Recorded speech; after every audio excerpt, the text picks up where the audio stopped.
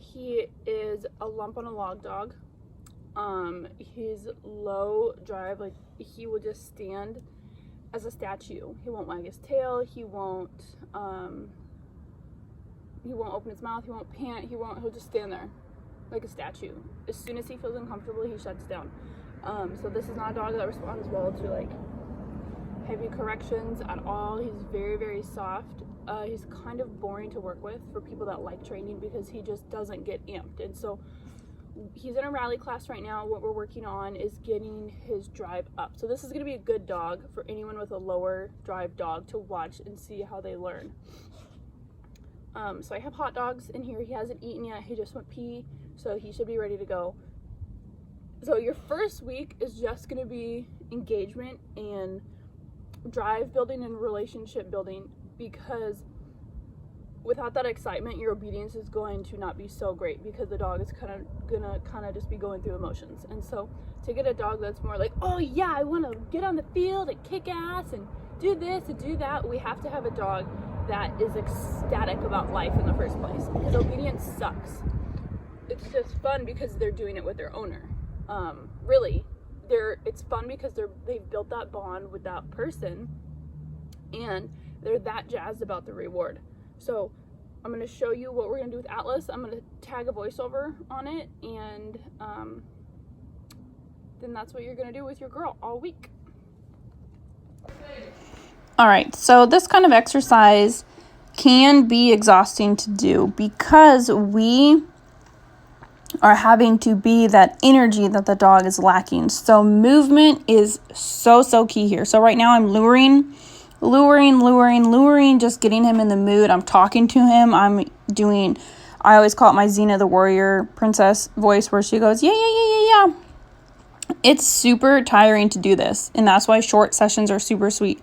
Okay, so what I'm doing right here is I am using the active release, and I'm training him to push away from me for food. So I hold his collar, let him sniff the hot dogs, and then I throw it, give him a little tension so he's pulling into it with opposition reflex, and then I mark yes, and I let him go. Same thing right here. This is a dog that's like super blah, so for him to even just run 5 feet away from me for the hot dog is big for him. I don't doubt that your dog is going to be able to just like crush this and go further distances, and you can even do this with toys, and she is so crazy toy motivated. I just like food because the dog eats it, swallows it, boom, next rep. But sometimes if you like really want to get your dog jazzed, a toy is great. So again, I'm just creating movement with him. Throw the food. I threw 2 of them, and then let him go find it. And then I do movement backwards. That's so important. Run backwards with movement and give them food, and then throw more food. Good job. Good job, boo-boo. Oh, there's Zoe. Oh, there's Zoe. Yes. Oh my goodness. Oh my goodness. Oh, yeah. Hug. Oh, good job. Oh, good job. This is kind of like controversial to some people, but I like to teach a dog to jump up on command. Having them jump up on you is like a really energetic thing for them to do. And you can kind of see that Atlas struggles with doing this like out of like a drive building exercise. Like he will jump on people when he's like, oh my God, you just came in the house, and he'll jump on them. But that's not the mental state that I want. I want him to like jump on me and celebrate and then get down when I say. Another cool thing is like when you teach them to jump on command, you can correct them for doing it when you didn't ask for it. So I don't doubt that I don't think you'll have trouble doing this with Zara, is what I'm trying to say. And so more lure, and then I get him to just jump on my leg because he was not wanting to jump all the way up to my chest, or like put his paws on my chest. So pretty much we're just creating movement any kind of way that we can.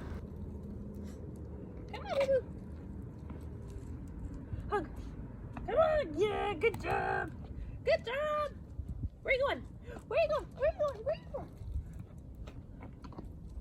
Hug. Good job. Yeah. Come on.